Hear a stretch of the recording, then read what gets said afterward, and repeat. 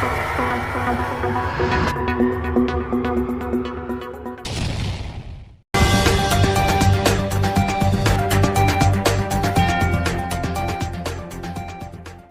ये बताना कि जो आपकी समस्याएं हैं, जो आपके बच्चों की मूलभूत समस्याएं हैं, शिक्षा और रोजगार, इन दो विषयों पर कम से कम जब तक आप वोट इन विषयों पर नहीं करेंगे तब तक कोई भी व्यवस्था, कोई भी दल, कोई भी नेता इसका सुधार नहीं कर सकता है।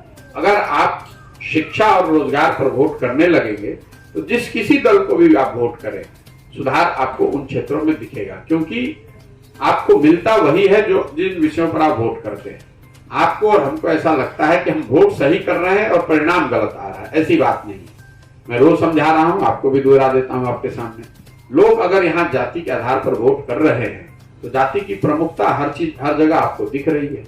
लोग अगर भारत पाकिस्तान के नाम पर वोट कर रहे हैं, हिंदू मुसलमान के नाम पर वोट कर रहे हैं, तो हम और आप जब टीवी चलाते हैं, कहीं बैठते हैं, तो भारत पाकिस्तान, हिंदू मुसलमान की चर्चा हर जगह सुन रहे हैं। लोग अगर 5 किलो अनाज पर वोट कर रहे हैं तो कितना भी बिहार में भ्रष्टाचार है, 4 किलो अनाज लोगों को मिल ही रहा है।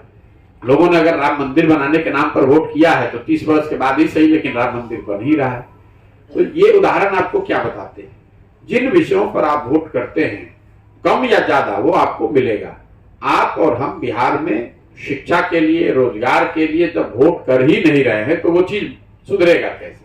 यही पूरा जन सुराज का अभियान है। यही मेरा पूरा प्रयास है कि पहले समाज को इस बात के लिए समझाया जाए, जागृत किया जाए कि भाई आप अपने और अपने बच्चों के भविष्य के लिए जो जरूरी शिक्षा और रोजगार है उसके लिए वोट कीजिए। फिर उसमें लोगों का ये करूं वो है बिगड़ती हुई लॉ एंड ऑर्डर को लेकर जो समाज में चिंता है।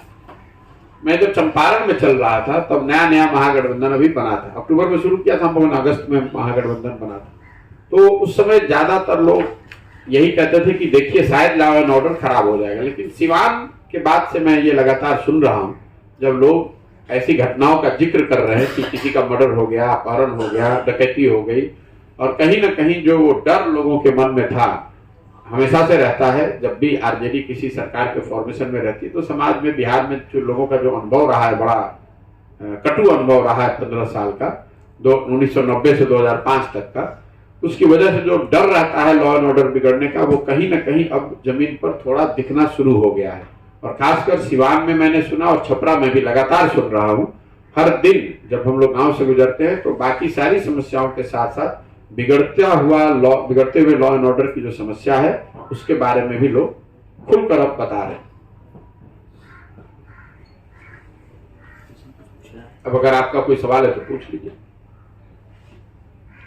नहीं है तो इसको बंद करें। समस्याएं तो सर बहुत सारी बिहार की है। हमारे चैनल को like, comment, share and subscribe जरूर करें।